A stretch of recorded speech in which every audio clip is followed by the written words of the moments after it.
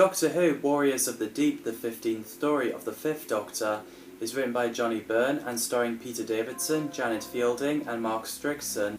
Early in the development of the serial, Prime Minister Margaret Thatcher announced the 1983 United Kingdom general election, which created a sudden demand for BBC studio space, and as a result, the production schedule for the story unexpectedly lost 2 weeks. Production was finished, but many signs of hurried production are evident. Many scenes had little to no rehearsal, and many scenes received only one shot. Many casts and crew were disappointed in this story and criticised it, including visual effects designer Marta Irvin, script editor Eric Saywood, Peter Davison and Janet Fielding, with the direction, production of the programme as well as the comments on the special effects, sets and other production problems, especially Mirka, which I'll get to as I talk about the characters. This is Johnny Byrne's last on-screen Doctor Who story. He had an idea of a story called The Guardians of Prophecy, a sequel to The Keeper of Traken, with the 6th Doctor battling an evil immortal with an army of Melkers, who were threatening the remainder of the Traken Union, but Johnny Byrne didn't develop the story any further, although the story was later redone in as part of the Big Finish series of the Lost Stories. So the serial Warriors of the Deep was shot on 1-inch Type-C videotape. The first Doctor Who story to do so, Type-C videotape replaced 2-inch quadruplexed videotape on Doctor Who and many other shows. During the production of the story, Peter Davison and Janet Fielding announced their departure from the show, so the parts were broadcast twice weekly on Thursday and Friday evenings, with Resurrection of the Daleks released onto consecutive Wednesday nights. So the story is set in the sea base in 2084. I would be 85 by then. There is Cold War happening. The world is divided into 2 opposing superpower blocks. One of the blocks has created Sea Base 4, which is strategically positioned and has nuclear weapons aimed at the opposing block. Lieutenant Michaels has been killed on the bridge. The Silurians in the cave were detected by the sea base as they plan to send Mirka to deal with the sea base. The 5th Doctor has a haircut, similar to mine, which is cool. The Doctor tells Tolo that he promised Tegan to show her some of the Earth's future. The TARDIS team were confronted by Sentinel-6 demanding the TARDIS to transmit the proper security codes. The design of Silurian caves with sea devils in hibernation is really cool. It does look like the real cave under the sea. A missile run turned out to be a practice drill, but when it ends, Maddox faints. Dr. Solo confirms that he's unfit to work. Rorschach got really concerned, so Nielsen suggested that they use special security disk to reprogram Maddox's brain and help the sync operator to deal with his job, so they did. The TARDIS arrived in a chemical storage area of the sea base. After a little walking around, Tolo pressed the elevator button, which sets the alarm off. Crew found out that there's intruders, so the TARDIS team hid in the reactor chamber. And I love Tegan's line because her response is very appropriate. Why are we coming here? Didn't read what it said outside. That's why I'm asking. I don't like running into chambers that have radiation keep out written on the door. As the security guards walk in, we have a great fight scene between the Doctor and the guards. The Doctor falls into the water. Tegan was about to save him, but Tolo tries to get Tegan to accept the fact that he's drowned. Doctor! There's nothing we can do! We can't just leave him! Face it, Tegan! He's drowned! And I think that is an intense cliffhanger, because you might wonder if that could cause the 5th Doctor's regeneration. Obviously we'd find out in the next part that it doesn't, as the Doctor managed to escape through the hatchway. Meanwhile, Tegan and Tolo outrun the gods. The bulkhead sealed between them. Tegan managed to get away, but Tolo was captured. So the Doctor puts the suit on from a god after being stung by electric. And the bit where he sniffs and asks the unconscious god, what has he been eating, is pretty funny. Yeah, I wonder what he's been eating. The soup must have smelled really bad. Ugh. And then, of course, Tegan asked the Doctor, what has he been eating? And the Doctor was like, oh, come on. Honestly, that crackles me up. Whatever the god has eaten must have been really bad, or something must have not agreed with him. Tolo got taken to Rorschach, so Tolo had to explain about that the TARDIS team are not enemies. The Doctor tries to save everyone. After the Doctor got Tegan into the corridor, he demands Rorschach to let go of Tolo, and he explains everything. After Preston and Gods let themselves into the toilet and checked, nothing dodgy in there, they found Tegan and got brought into Rorschach, so the Doctor looks on the scanner to find out that Silurians are there. Pretty intense. The effects of Silurian battlecruiser is brilliant. So while Maddox being controlled by Nilsson and Solo, strangling poor Karina to death, the Silurians got angry as Rorschach didn't listen to the Doctor's advice and decided to fire at the battlecruiser. Everyone guarded the door, and it's a suspenseful scene where Mirka breaks in. Few of the crew has been killed. The door fell on Tegan's leg. Lifting it is a bit of a struggle, but Mirka helps without intentionally. So the Doctor and Tegan got sealed with the Mirka. There's also Fifth Doctor's famous line, Braveheart Tegan. Braveheart Tegan. Braveheart!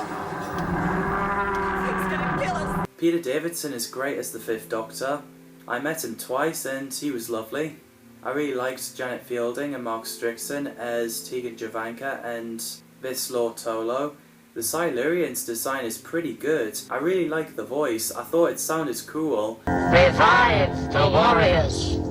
To those who wonders why they sounded so different, like a robotic voice, unlike Doctor Who and the Silurians, it could be to do with the fact that they're different races of Silurians, just like in Stephen Moffat era, where they resemble humanoid lizards.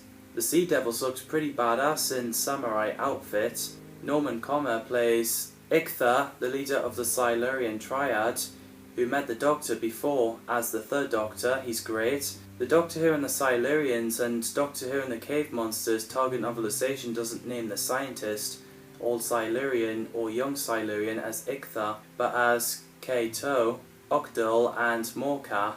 Although Ichtha appears in the Scales of Injustice novel, which also established that Silurians belong to different races or subspecies, with Ichtha belonging to a different subspecies than the one seen in Doctor Who and the Silurians, just as in Doctor Who and the Cave Monsters, the novel also identifies Kato as the Silurian scientist.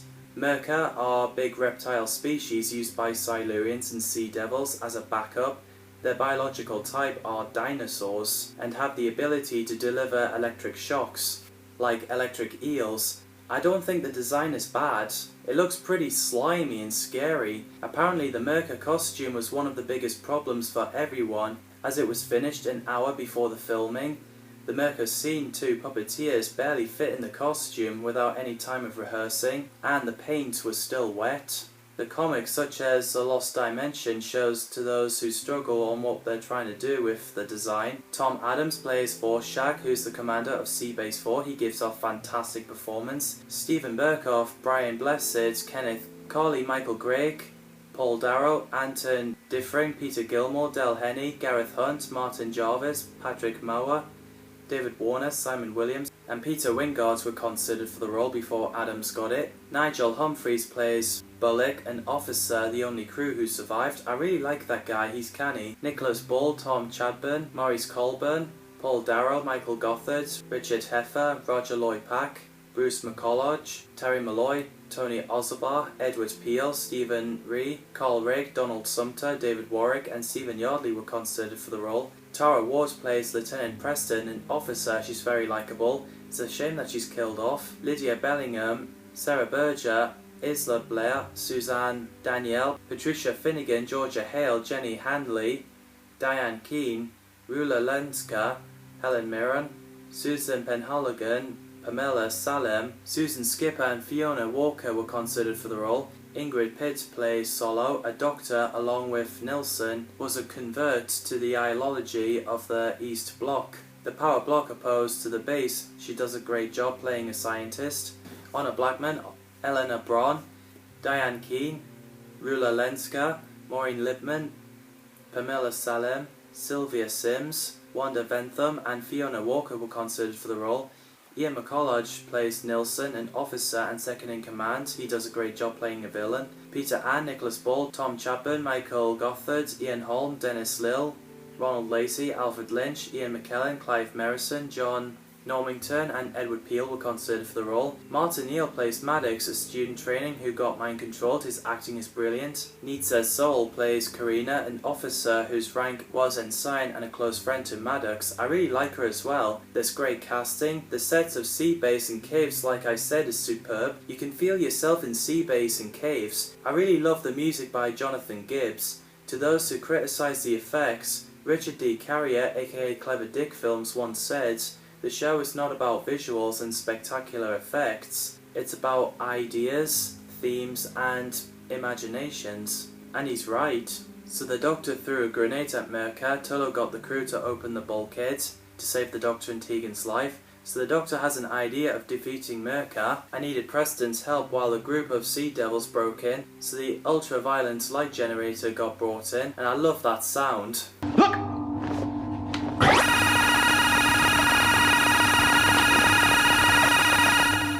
The Mirka broke into the base, killing the gods. Solo goes to the escape pod, but ran into Mirka trying to use martial arts, but fatally electrocuted.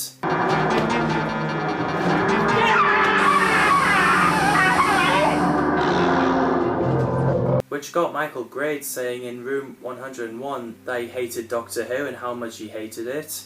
The disc was found in Solo's body, so Vorshak and Preston found Nilsson controlling Maddox. They also found out that Karina is dead. After the Doctor killed Mirka, he and Tegan joined Vorshak and Preston as Maddox tried to kill Nilsson for making him murder Karina, but Nilsson burnt out Maddox's brain, which killed him. So Nilsson took Tegan hostage. Bullock and Tolo were captured by Sea Devils and locked up. As Nilsson is killed, the Doctor rescued Tegan, and both also got captured by Sea Devils. The Doctor gets taken to the bridge and remembered Iktha from his third incarnation, John Pertwee. Defensive war, Doctor. There is a distinction. Silurian law forbids any other. And confronts him about the massacre in the base. Iktha tells the Doctor and Vorshak his plan is to destroy mankind by starting a war with the base's missiles.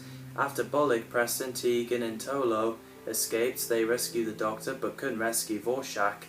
They make their way to the storage room and try to find something to use against the Silurians and Sea Devils, discovering some cylinders of hexachromite gas, which is lethal to all reptile life. Sadly, Preston gets killed off, so the gases gets released. The Doctor, with help from Vorshak, stops the missiles by linking himself into the equipment as a sync operator. Vorshak gets shot by Iktha, so Tolo killed him. The only people survived are the Doctor, Tegan, Tolo and Bullock. It's a pretty sad ending where the Doctor said there should have been another way.